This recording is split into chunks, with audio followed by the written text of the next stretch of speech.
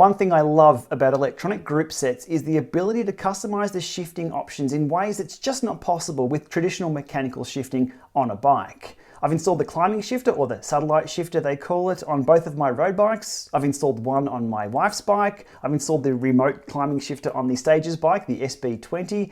If I could, I'd even install one on my son's bike. Okay, that may be taking it a little bit too far. Now, on the recent gravel bike build that I've done, I'm running SRAM AXS 1x. There's only 2 buttons for gear changes, that is up and down. Simple as that. But I'm not always riding on the hoods or in the drops where I can access those buttons. What would be very handy is the ability to change the gears when I'm on the tops, and that's where these come into play. So these are auxiliary shifter buttons, and yes, they are wired. They're very much like Shimano's sprint shifters. They plug into a SRAM lever or a blip box and be configured for up, down, or a combined press. SRAM do have a few options for auxiliary shifters or buttons. There's the blips, which are the round style buttons. There's clicks, which are on the end of TT extensions. And there's these, the MultiClics, which is what I'm installing on my gravel bike. Okay, time to get these on the bike. Okay, before getting these unboxed, let's have a closer look at the satellite shifter here from Shimano as a reference. It's quite a chunky unit.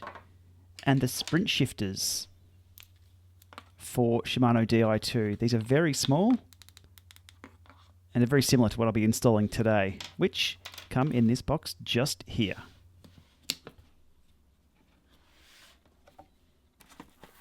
And we have a lot of box for a little product. The SRAM MultiClics come with 3 different wire length options. There's 150mm, 450mm and 800mm. I've gone for the 150mm and I hope it's the right size.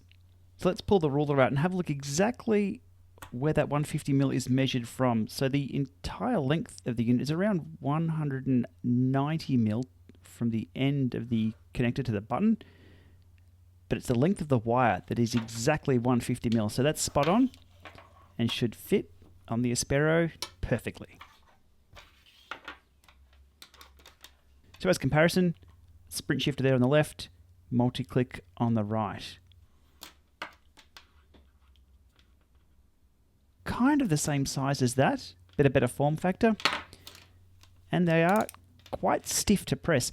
Now with these, you can customize them any way you want by taking these wings off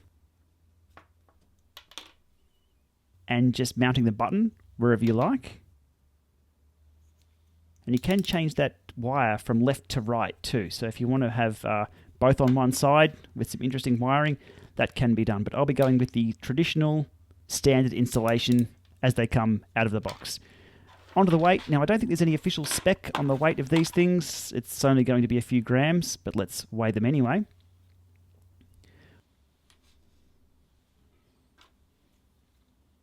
One side coming in at 7 grams. 14 grams. Not much at all. Comparing that to the sprint shifters from Shimano, 6 grams for the both. And the climbing shifter, or the satellite shifter, coming in at 19 grams. Okay, let's get these installed. The neatly bar-wrapped Aspero, which I'm sure to make an absolute mess of with my poor bar taping skills, but here's where I'm going to be installing the shifters. On the right and over there on the left. First things first, peeling back the hoods so I can access the ports. And you can see the 2 ports there for auxiliary shifters on the SRAM Red AXS lever.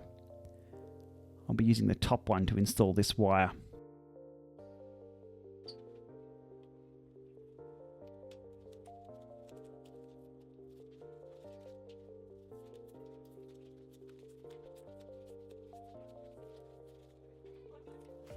The trick to removing the plugs is to get a little 2mm hex key and just insert it in a little hole and hopefully not drop that on the ground. And the insertion is the reverse. So seeing that little hole there on the outside, making sure that's lined up. Again, in with the hex key, pressing in, and that's it. That's all that's required. We'll wake the lever up, and things are changing.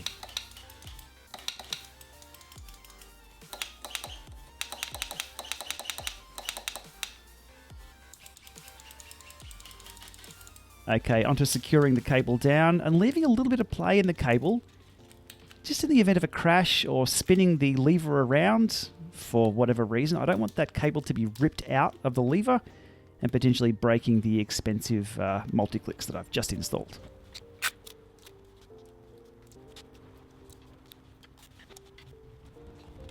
And speeding through the bar tape reinstallation, which definitely isn't one of my strong points.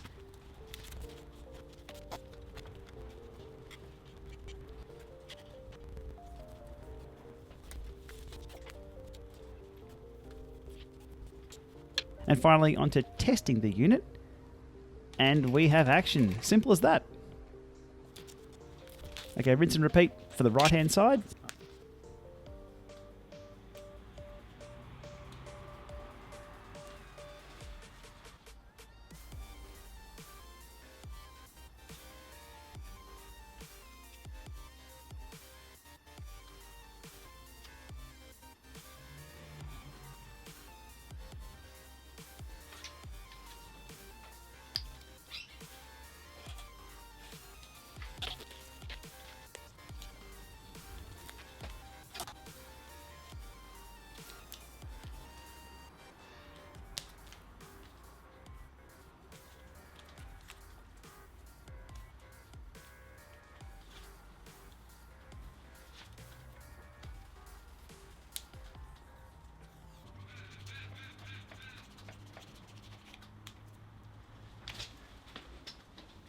Okay, job done. And a quick final test of up and down. Working as expected.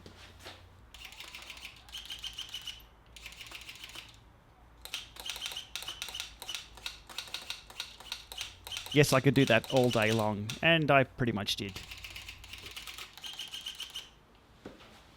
Now onto the configuration of these buttons, and there really isn't much to it. Plug and play, and away we go. But I will jump in here and just show you what can be done with these. We can have the controller configuration there, so one up, one down. It's as easy as that. And if we scroll down on this, we have the auxiliary controls for port 1 and port 2, and they're by default up and down as well. Now there are actions we can select there, so I can switch those over if I want, and there's also the combined action, so the double press. And given it's a 1x setup, there's no reason at all to do a combined action. But it is there if you have a 2x setup.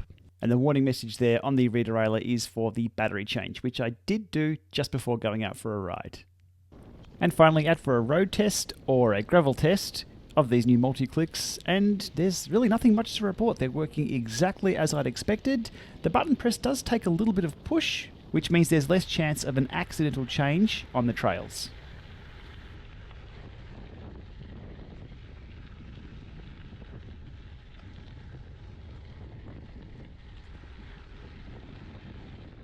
So there it is, the SRAM MultiClics installed on my gravel bike and working exactly as I wanted. Now these buttons can be installed anywhere, so if on the tops isn't what I'm after, maybe if I turn into a sprint monster, I can put them down and have some trigger shifters on the drops. Maybe not. Anyhow, if you're looking at doing something like this, I'll put the SRAM compatibility charts in the description below, or even better, drop into your local bike store, make sure you order the right parts, and maybe even get them to install it. Go for a coffee, come back, job done. All right, thanks for watching this one, and we'll be back with more soon.